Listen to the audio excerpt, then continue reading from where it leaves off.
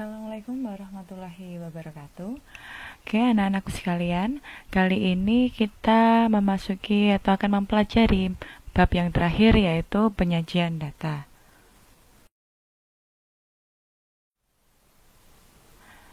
Nah, dalam kehidupan sehari-hari, diagram sering kita jumpai dalam kehidupan nyata, baik dalam bidang ekonomi maupun perbankan. Kurs mata uang salah satunya. Setiap hari selalu ada perubahan kurs mata uang yang ditampilkan dalam bentuk diagram untuk mempermudah dalam mengamati peningkatan maupun penurunan kurs mata uang yang terjadi. Oke, kita mulai dari menyajikan data dalam bentuk tabel. Sebelum kita belajar menyajikan data dalam bentuk tabel, kita definisikan dulu data itu apa. Data adalah kumpulan keterangan, informasi atau fakta tentang sesuatu atau permasalahan yang diperoleh dari suatu penelitian atau survei. Jenis data dibagi menjadi dua. Yang pertama yaitu kualitatif, di mana untuk memperoleh data kualitatif ini dengan cara mencacah maupun mengukur. Jenis data yang kedua yaitu kuantitatif, di mana untuk memperoleh data kuantitatif dengan cara observasi, angket, wawancara, eksperimen, maupun mencari sumber lain. Selanjutnya, menyajikan data dalam bentuk tabel baris dan kolom. Nah, di sini ada data hasil padi desa X tahun 2016 sampai 2020. Dari data ini, nah, yang dimaksud dengan baris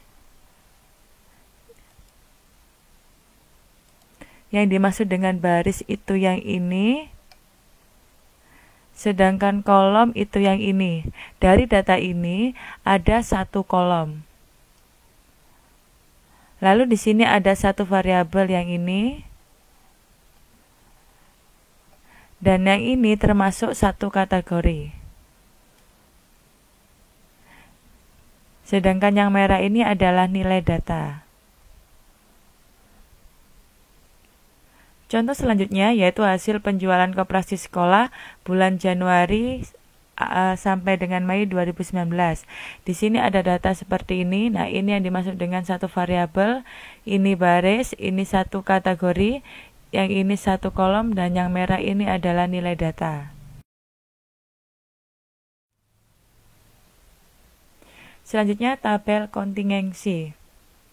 Tabel kontingensi A kali B artinya terdiri dari A baris dan B kolom. Tabel kontingensi 4 kali 2. Nah, di sini ada contoh golongan darah siswa kelas 7. Yang dimaksud dengan 4 kali 2, di sini ada 4 baris dan di sini mempunyai 2 kolom. Dari tabel ini juga ada satu variabel atau variabel yang pertama. Yang ini variabel yang kedua. Dan ini merupakan kategori variabel yang pertama. Ini kategori variabel kedua, yaitu laki-laki dan perempuan. Lalu untuk yang ini sama ini adalah nilai data. Selanjutnya tabel kontingensi 5 kali 3. Contohnya misalkan ada data koleksi buku pelajaran perpustakaan X. Nah, 5 kali 3 itu maksudnya ada 5 baris. Di sini ada 5 baris, 1, 2, 3, 4, 5. Dan 3 kolom, yaitu yang ini 1, 2, 3. Di sini juga ada yang ini dimaksud dengan variabel yang pertama, ini variabel yang kedua. Untuk yang ini, agama, IPA, IPS, matematika, bahasa Indonesia merupakan kategori variabel pertama. Untuk SD, SMP, SMA kategori variabel yang kedua. Dan nilai datanya yaitu yang ini, 1, 2, ini semua sama ini semua.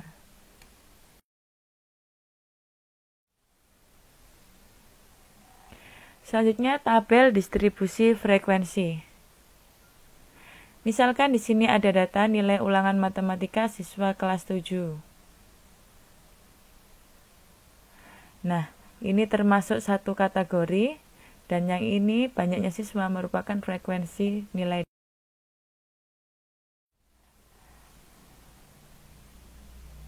Menyajikan data dalam bentuk diagram.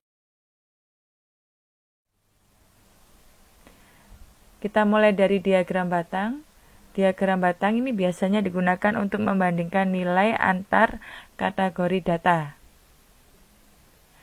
Nah, di sini ada contohnya, misalkan ada data hasil padi desa X tahun 2016 sampai dengan 2020. Dari data ini, kita buat diagram batang, maka seperti ini.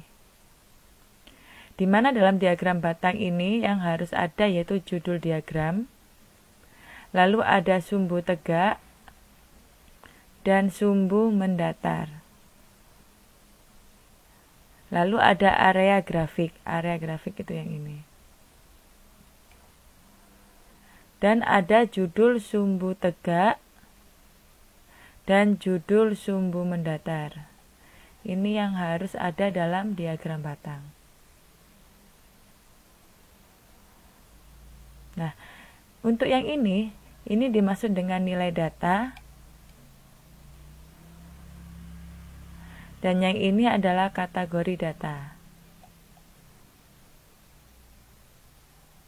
Ini termasuk diagram batang tunggal.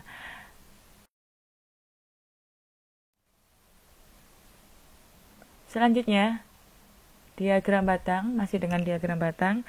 Di sini ada data golongan darah siswa kelas 7. Dari data tersebut kita gambar diagram batangnya. Nah, seperti ini. Ini termasuk diagram batang ganda. Kalau yang tadi itu 1, yang ini kalau ganda ini 2.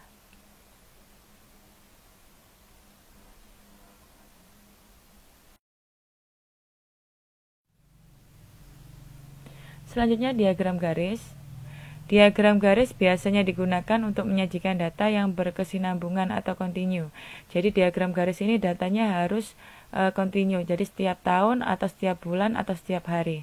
Sedangkan kalau batang tadi untuk membandingkan beberapa data. Contohnya di sini ada data suhu udara di daerah X tanggal 9 Mei 2020. Dari data ini kita buat diagram garisnya seperti ini. Dalam diagram garis pun harus ada judul dari diagram, lalu ada ini judul dari sumbu yang tegak dan judul dari sumbu yang mendatar.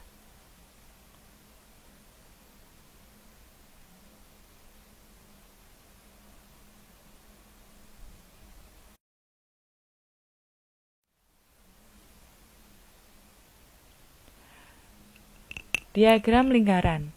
Diagram lingkaran biasanya digunakan untuk menyajikan data dengan tujuan melihat perbandingan suatu kategori data terhadap keseluruhan data. Contohnya, misalkan ada data ekstrakurikuler olahraga siswa kelas 7. Dari data tersebut kita buat diagram lingkarannya seperti ini, atau juga bisa kita sajikan dalam bentuk pie seperti berikut.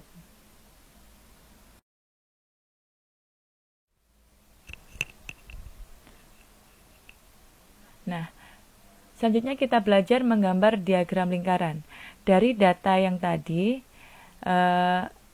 kita cari, sebelum menggambar, kita cari juringnya dulu maupun persentasenya.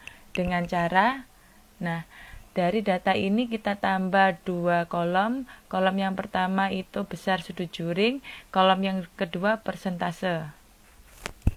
Selanjutnya kita jumlahkan banyak siswa, yaitu 120 dari sini. Lalu kita cari besar sudut juring dari setiap ekstrakurikuler. Kita mulai dari sepak bola. Nah, untuk memperoleh besar sudut juring dari sepak bola dengan cara banyak siswanya, yaitu 36, dibagi dengan jumlah dari banyak siswa keseluruhan, yaitu 120, dikalikan dengan 360 derajat, karena satu lingkaran penuh yaitu 360 derajat, maka didapatkan 108 derajat. Nah, begitupun untuk mencari besar sudut juring voli, kita dapatkan 72 derajat, bulu tangkis 54 derajat, basket 90 derajat, renang 36 derajat. Ini kalau kita jumlah harus 360.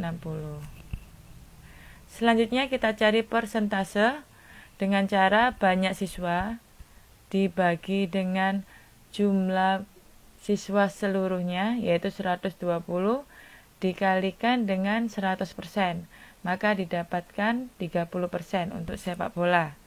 Selanjutnya untuk mencari voli yaitu 20%, bulu tangkis 15%, basket 25%, renang 10%. Nah, ini kalau kita jumlahkan sama dengan 100%. Nah, dari data ini baru kita buat diagram lingkarannya. Nah, seperti ini.